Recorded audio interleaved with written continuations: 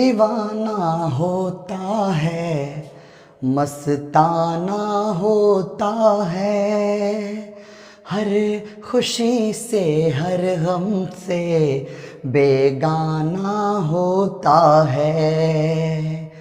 प्यार दीवाना होता है, मस्ताना होता है, हर खुशी से हर गम से बेगाना होता है। हेलो दोस्तों, मैं हूं आपका दोस्त भारती यादव और स्वागत करता हूं आपका अपना चैनल सार्थक क्लासेस दरभंगा पर। दोस्तों, अभी हम लोग क्वेश्चनों का प्रैक्टिस कर रहे हैं बेहतरीन तरीके से, ताकि आपका एनर्जी लेवल जो हो वो और भी बूस्टअप हो जाए और बढ़ जाए, और आपका जो आंतरिक बल है, वो इंटरनल फोर्स, वो आपको और भी अभी प्रेरित करे, मोटिवेट करे, वो देने का प्रयास करते हैं एक सार्थक अंदाज में।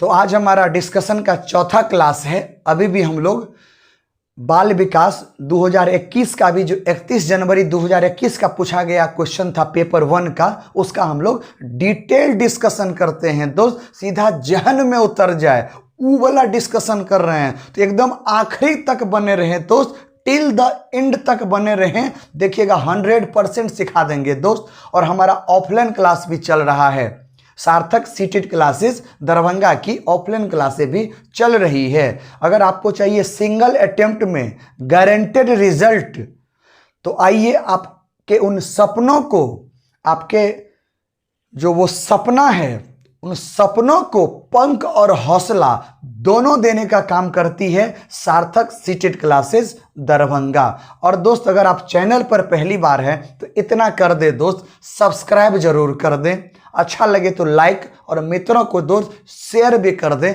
आपके लिए हम लोग इतना मेहनत करते हैं, समझिए। लगातार 10 घंटे का मेरा क्लास अभी हो रहा है, लगातार लगभग 10 घंटे का कंटिन्यू क्लास हो रहा है। और वो क्लास लेने के बाद फिर आप जानबे करते हैं कि भाई इतना बोलना पड़ता है, थक आवाज़ की स्थिति तो आप देख ही रहे हैं कि अब गाना गाने लायक भी नहीं बचे हुए हैं। नहीं तो पहले ठीक ठाक गुनगुना लेते थे, अब उस ठीक ठाक लायक भी नहीं है। फिर भी इतना होने के बावजूद भी आपके लिए आप तक पहुंचते हैं, तो इतना आप मेरे लिए दोस्त कर दें कि सब्सक्राइबर थोड़ा सा बढ़वाइए और आप तक हम पहुंचेंगे। एकदम फ्री में दे रहे हैं दोस्त, और यूनिक वे में दे रहे हैं, यूनिक वे में, ताकि सीधा जहन में ही उतरे। तो चलिए, ये सूचना थी जो आप तक पहुंच गई। अब बात करते हैं क्वेश्चन के माध्यम से आप तक हम पहुंचने का प्रयास करते हैं। तो चलिए, आपको डिस्प्ले पर क्वेश्चन दिख रहा होगा, आप क्वेश्चन डिस्प्ले पे देखें और बेहतरीन तरीके से समझाने का प्रयास करते हैं, जैसा कि आप इस चैनल के बारे में परिचित हैं। समस्या समाधान क्षमताओं को किस प्रकार सुसाध्य किया जा सकता है। मुकेशबा को कोई समस्या आ गया है, प्रॉब्लम है, उसका समाधान करना है, ताकि क्षमता मुकेशबा का क्या हो, बिल्डअप हो, बेहतर क्षमता का मुकेशबा बन जाए, खुदे समस्या का समाधान कर ले। तो कैसे सुसाध्य कीजिएगा, कैसे बेहतर बनाइएगा मुकेशबा को। एक शिक्षक के लिए यह प्रश्न है, क्या आंसर देंगे एक शिक्षक होने के नाते। तो आंसर बहुत हो सकता है, क्योंकि यह सिचुएशन के अकॉर्डिंग भी डिपेंड करेगा, लेकिन दिए गए ऑप्शन के अकॉर्डिंग सिचुएशन सोचना है। तो कौन सा बेस्ट है? तो पहला, लगातार अभ्यास और कार्यान्वयन पर जोर देकर, बोला लगातार अभ्यास करवाएंगे और जो कार्य दिए हैं उस पर जोर देंगे, बोलेंगे करो। ये दो, जोर देना, जबरदस्ती करवाना, लगातार इस तरह से करवाना, ये सही चीज नहीं है। मुकेशबा कोई रोबोट नहीं है, जोर दीजिएगा, समझ में आ रहा है, बच्चा को प्रेशराइज हो जाएगा बच्चा, अतः यह सही नहीं है, इसे बाहर करें। दूसरा, समस्याओं के हल हेतु अटल प्रक्रिया के इस्तेमाल को बढ़ावा देकर, समस्या का समाधान करना है, लेकिन उसके लिए क्या बोला रहा है कि अटल प्रक्रिया, मतलब एक प्रोसेस है जो फिक्स है, पिछले कई वर्षों से चला रहे हैं, अभी भी वही देंगे, वही प्रक्रिया करवाएंगे। ये सही चीज लग रहा है? ए दोस्त, पहले भी वही पढ़ाते थे, 5 साल 10 साल पहले भी वही पढ़ाते थे, आज भी वही पढ़ा रहे हैं, उतना ही चीज पढ़ा रहे हैं, कोई परिवर्तन नहीं किए हैं। तो क्या लग रहा है, बच्चा में परिवर्तन आएगा? नहीं आएगा, नहीं आएगा। बच्चा जो है अभिसारी चिंतन वाला बन जाएगा, और हमें अपसारी चिंतन बनाना है, डाइवर्जेंट थिंकिंग का बनाना है, न कि कन्वर्जेंट थिंकिंग का। तो इस ऑप्शन से क्या लग रहा है कि समझ में आ रहा है ना, कन्वर्जेंट थिंकिंग का हो जाएगा, अभिसारी चिंतन वाला हो जाएगा।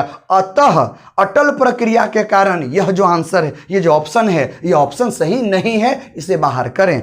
तीसरा, समरूपों के इस्तेमाल को बढ़ावा देकर। ये समरूप यहां पर क्या जानते हैं, जैसे उपमा भी बोल सकते हैं, अरे मुकस्बा तुम करो ना, तुमसे हो जाएगा, बस बस थोड़ा सा ध्यान दो, थोड़ा सा ध्यान दो, ऐसे करो, तुम में है एनर्जी, तुम कर सकते हो। मतलब इनकरेज की बात हो रही है, इनकरेज की बात हो रही है। मुकस्बा क्या मनोबल बढ़ेगा, मुकस्बा के अंदर इच्छा शक्ति बढ़ेगी, रुचि बढ़ेगी, अब मुकस्बा काम करेगा, अब फटाक से मुकस्बा कर लेगा। तो ये सही लग रहा है कि समरूपों को बढ़ावा देंगे, सही बात है। तीसरा हो गया। चौथा, विद्यार्थियों में डर की भावना पैदा कर। डराइएगा, डराइएगा तो सीख पाएगा, आपसे भागेगा बच्चा आपसे बोल नहीं पाएगा, समस्या का समाधान नहीं कर पाएगा, वो जिंदगी भर समस्या में उलझा रह जाएगा। अतः यह निहायत गलत है। तो दिए गए 4 ऑप्शनों में से सबसे बेहतरीन और सुपर से ऊपर इकलौता आंसर होगा ऑप्शन नंबर 3, समरूपों के इस्तेमाल को बढ़ावा देकर। चलिए बात करते हैं अगले क्वेश्चन की। आपको दिख रहा होगा डिस्प्ले पे अगला क्वेश्चन, देखिए क्या है कि अधिगम की अभिप्रेरणा को किस प्रकार कायम रखा जा सकता है। ये सुनिए ना, एक बच्चा है मुकस्बा जो अधिगम कर रहा है, उसमें अभिप्रेरित करना है, क्योंकि अधिगम में अगर अभिप्रेरणा डालते हैं तो अधिगम का दर जो होता है ना सीखने का, वो बहुत ज्यादा हो जाता है, बेहतरीन क्वालिटी के साथ बच्चा सीखता है। तो हम चाहते हैं कि अधिगम में अभिप्रेरणा बनी रहे, तो किस प्रकार कायम रखा जा सकता है, कैसे कायम कीजिएगा। तो पहला ऑप्शन है बच्चों को दंड देकर। दंड देना अधिगम है नहीं ना, गलत बात है, इसे बाहर कीजिए। दूसरा, प्रवीणता अभिमुखी लक्ष्यों पर जोर देकर। सुनिए दोस्त, प्रवीणता अभिमुखी लक्ष्यों पर जोर देकर, समझिए इसका मतलब कि मुकस्बा के सामने एक गोल रख देंगे, एक टारगेट रख देंगे, बोलेंगे ये तुम्हें अचीव करना है, करो, तो इसके लिए मेहनत करो, क्या क्या तुम कर सकते हो। समझ आ रहा है, मतलब समझ में आ रहा है कि गोल के ऊपर फोकस करवाएंगे। यहां पर जोर देने का मतलब है फोकस करना, ध्यान केंद्रित करना, ताकि मुकस्बा भटके नहीं, एकाग्रचित हो अपने लक्ष्य के प्रति। और जब बच्चा अपने लक्ष्य के प्रति एकाग्रचित हो जाता है तो बच्चे में आंतरिक अभिप्रेरणा आती है दोस्त, आंतरिक अभिप्रेरणा आती है जो उसके मनोबल को बढ़ाती है, जिज्ञासा और भी बढ़ाती है, और मुकस्बा अधिगम बेहतर कर लेगा। तो यह अधिगम के दौरान अभिप्रेरणा का काम करेगी दोस्त, अभिप्रेरणा का, ताकि उन्हें अपने लक्ष्य से भटकने नहीं देगा। अतः यह बहुत खूबसूरत है। तीसरा क्वेश्चन पढ़ते हैं, बच्चों को बहुत आसान क्रियाकलाप देकर। ठीक है, आसान क्रियाकलाप दीजिए, मनोबल इससे भी बढ़ेगा, लेकिन क्या सब दिन यही, फिर आगे न बढ़ें? क्या मुकस्बा को और मुकस्बा के लायक समस्या ना दें? जैसे जैसे मुकस्बा का उम्र बढ़ेगा क्या हमेशा आसान ही दे? आसान का आदत पड़ जाएगा, फिर बड़ा वाला नहीं कर पाएगा। अतः यह जो है ना दोस्त, ये जो ऑप्शन है ना दूसरा के कंपेयर में ना कमजोर पड़ गया है, अतः इसे बाहर करें। चौथा, यंत्रवत याद करने पर जोर देकर बोलेंगे रट्टा मार लो, रट्टा मार लो। तो रट्टा मारना 150 के 150 क्वेश्चन में किसी ऑप्शन में दिख जाए, यंत्रवत याद करना, अगर क्वेश्चन सकारात्मक या पॉजिटिव हो तो सीधा बाहर करें। क्यों? क्योंकि एनसीएफ 2005 का डायरेक्ट कहना है कि शिक्षा को रटंत प्रणाली से मुक्त किया जाए, और इसीलिए तो सीटेट इतने बदलाव किए हैं ताकि शिक्षा को रटंत प्रणाली से मुक्त किया जाए। तो रटनी जैसी बातें अब क्वेश्चन में नहीं दिखेगा, अतः कहीं पर भी यंत्रवत याद करना दिखे बाहर कर दे। तो इस क्वेश्चन का सबसे बेहतरीन और सुपर से भी ऊपर आंसर क्या होगा? ऑप्शन नंबर 2, प्रवीणता अभिमुखी लक्ष्यों पर जोर देकर, फोकस दे करके। चलिए बात करते हैं अगले क्वेश्चन की। आप देखते रहिए बोर्ड पे क्वेश्चन है कि शर्मिंदगी डॉट डॉट उनसे भरना है। पहला है का संज्ञान से कोई संबंध नहीं है। ए दोस्त, संज्ञान मतलब ज्ञान होता है, नॉलेज होता है। क्या शर्मिंदगी के साथ ज्ञान का नॉलेज है? तो हम बोलेंगे हाँ, सीधा संबंध है, डायरेक्टली रिलेशन है। कैसे? अगर मुकस्बा शर्माता है, शर्माएगा तो अपनी समस्या को सामने रख पाएगा? अरे नहीं रख पाएगा। जब समस्या को टीचर पहचान नहीं पाएगा तो क्या उसकी समस्या का समाधान हो पाएगा? नहीं हो पाएगा। तो मुकस्बा समस्या में फंसा रह गया ना, क्या उसका समाधान निकला? नहीं निकला ना। ये किसके कारण? शर्मिंदगी के कारण। अतः एक शिक्षक से कभी शर्माना नहीं चाहिए, जो क्वेश्चन है मन में बेझिझक पूछे, ताकि शर्मिंदगी बाहर निकलेगी, तबे आपको जो क्वेश्चनों पर कमांड है वो होगा, अतः शर्माना नहीं चाहिए। अतः पहला ऑप्शन निहायत गलत है, इसे बाहर करें। दूसरा, का संज्ञान पर नकारात्मक प्रभाव पड़ सकता है। हाँ, ये बात एकदम सही है, 100% सही है। अगर शर्माना, कोई बच्चा शर्मा रहा है तो ज्ञान नहीं ले पाएगा, समझ में आ रहा है? उसके संज्ञान, उसके बुद्धि, उसके ज्ञान पे नेगेटिव इफेक्ट डालेगा, वो हेजिटेशन रहेगा, समझ में आ रहा है ना? वो हेजिटेशन उसमें रहेगा। वो जो बालक है ना, बहिर्मुखी बालक नहीं बन पाएगा, वो अंतर्मुखी बालक हो जाएगा, समझ में आ रहा है? खुद को खुद में ढूंढना शुरू करेगा, पता चला कुछ मिल ही नहीं रहा है। अतः ये जो है कि शर्मिंदगी का संज्ञान पर नकारात्मक प्रभाव पड़ सकता है, ये बात सही है, अतः इसे लॉक किया जाए। लेकिन आगे पढ़ते हैं। तीसरा, बच्चों को अधिगम हेतु अभिप्रेरित करने के लिए बहुत प्रभावशाली है। मतलब शर्मिंदगी जो है ना, मुकस्बा को अधिगम में अभिप्रेरित करेगा, उसको बहुत फायदा पहुंचेगा, यह इफेक्टिव है, यह बहुत अच्छा है, ये अच्छा है। ये निहायत गलत ऑप्शन है, इसे बाहर करें। अगला ऑप्शन, के भाव को अध्यापन अधिगम प्रक्रिया में बारंबार पैदा करना चाहिए। बोला ये जो शर्मिंदगी है ना, पढ़ने के दौरान, अधिगम करने के दौरान, समझ में आ रहा है ना, उस प्रोसेस में इसको पैदा कीजिए, पैदा कीजिए। अरे पैदा करेंगे तो कहां से सीख पाएगा मुकस्बा? मुकस्बा तो और उलझ पुलझ जाएगा। अतः यह जो चौथा ऑप्शन है ना, निहायत और बेकार है, इसे बाहर करें। तो दिए गए चारों ऑप्शनों में से सबसे बेहतरीन और सुपर से भी ऊपर आंसर क्या होगा दोस्त? ऑप्शन नंबर 2 होगा कि शर्मिंदगी का संज्ञान पर नकारात्मक प्रभाव पड़ सकता है दोस्त, पड़ सकता है। चलिए बात करते हैं अगले क्वेश्चन की। अगला क्वेश्चन है, आप देखते जाएं डिस्प्ले पर, निम्न में से अध्यापन अधिगम का सबसे प्रभावशाली माध्यम कौन सा है? क्वेश्चन क्या है समझे? बोल रहा है कि अध्यापन अधिगम का सबसे प्रभावशाली माध्यम कौन सा है? हम चाहते हैं कि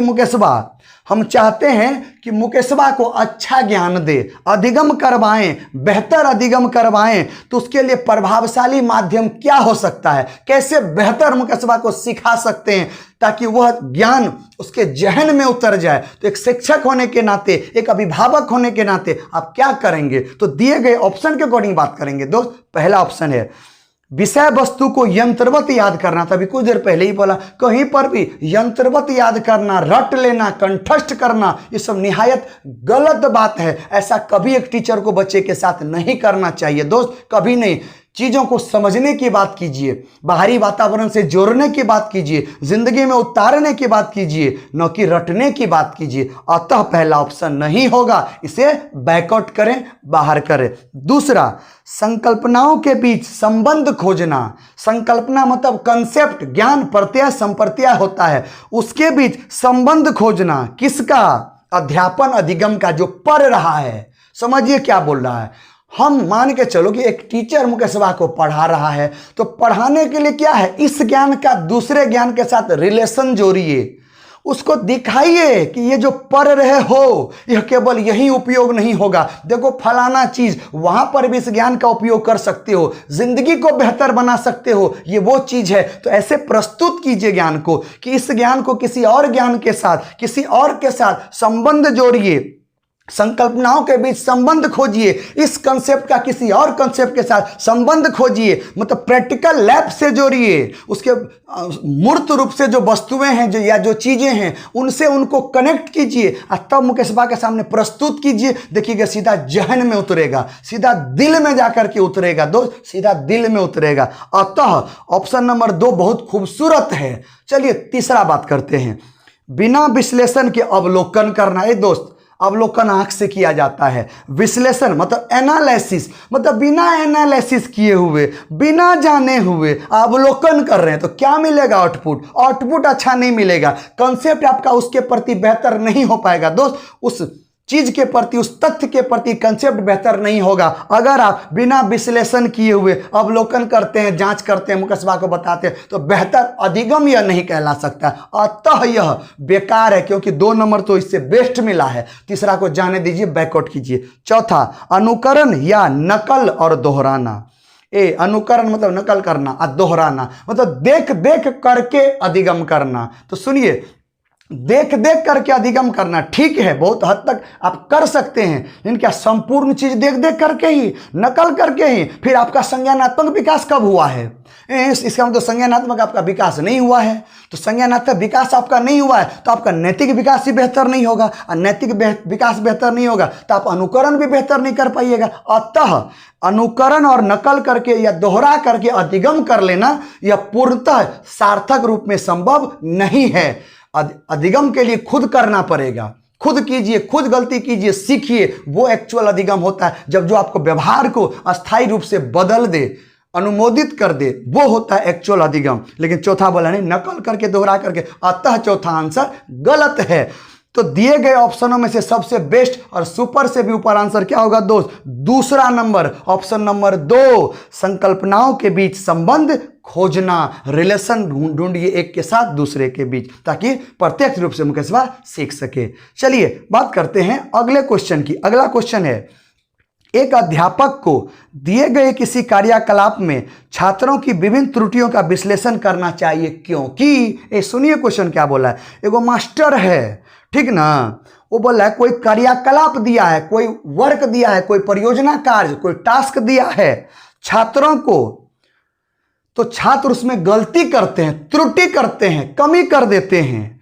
तो एक शिक्षक को क्या करना चाहिए? एक शिक्षक को क्या करना चाहिए ताकि मुकेशवा इस तरह की गलतियां न दोहराए? समझ में आ रहा ना? तो पहला ऑप्शन है, इसके आधार पर वह दंड की मात्रा निर्धारित कर सकती है। बोलता है दंड दीजिए, दंड दीजिए। जैसे विश्लेषण करिएगा, गलतियों को ढूंढिएगा तो गलती मिलेगी कि ये गलती है, तो क्या करेंगे? कूट देंगे, पीट देंगे मुकेशवा को, दंड देंगे, नहीं देंगे। क्यों? क्योंकि गलती करना सीखने की एक प्रक्रिया है, एक अभिन्न हिस्सा है। बिना गलती का हम आप सीख ही नहीं सकते हैं। और हम और आप क्या है? गलतियों का तो एक पुतला हैं। अगर गलती ना करे तो भगवान हो जाएंगे। आ रहा समझ में? अतः ये दंड देना निर्धारित फिक्स करके दंड ही मिलेगा, ये निहायत गलत बात है, इसे बाहर करें। दूसरा, त्रुटियों की समझ अध्यापन अधिगम प्रक्रिया के लिए अर्थपूर्ण है। सुनिए क्या बोल रहा है कि त्रुटियों की समझ,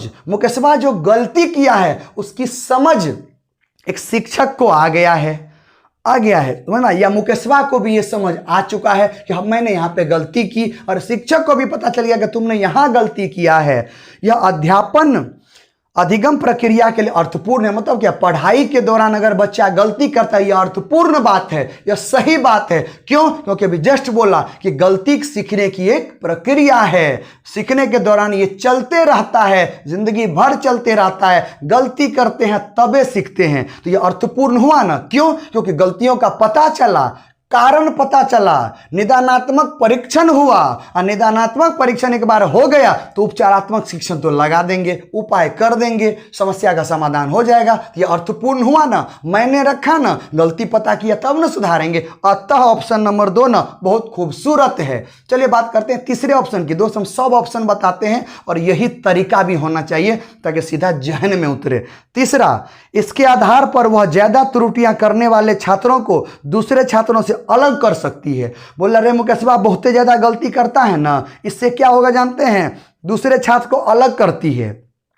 इसके आधार पर वह ज्यादा त्रुटियां करने वाले छात्रों को दूसरे छात्र से अलग कर सकती है। ज्यादा गलती करता है उसको अलग करो, अलग कैटेगरी में हो जाएगा। इस तरह का बात होगा क्या? नहीं होगा दोस्त, इस तरह की बात नहीं होगी। गलती हर बच्चा करता है, यहाँ पर दूसरे छात्रों से अलग होने की बात नहीं होगी। यह गलत ऑप्शन है दोस्त, यह गलत ऑप्शन है, बाइकआउट करे। चौथा, केवल अधिगम केवल त्रुटियों के शोधन पर निर्भर करती है।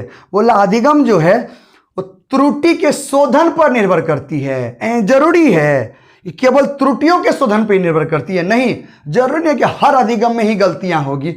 समझ में? और व्यवहार का अध्ययन करना भी सीखना, समझ में आ रहा है? यह अधिगम नहीं होता कि व्यवहार, कोई बच्चा व्यवहार किया वही व्यवहार हम भी अपने में ढाल लिए, तो यह अधिगम ये भी नहीं कहलाता है। ये बोला कि अधिगम केवल त्रुटियों के शोधन पर निर्भर करता है, कि जो बच्चा गलती कर रहा है, सीखने के बाद जो गलती कर रहा है, यह केवल शोधन पे ही निर्भर है। ये सही लग रहा है? नहीं सही है दोस्त, गलत बात है, इसको बाहर कीजिए।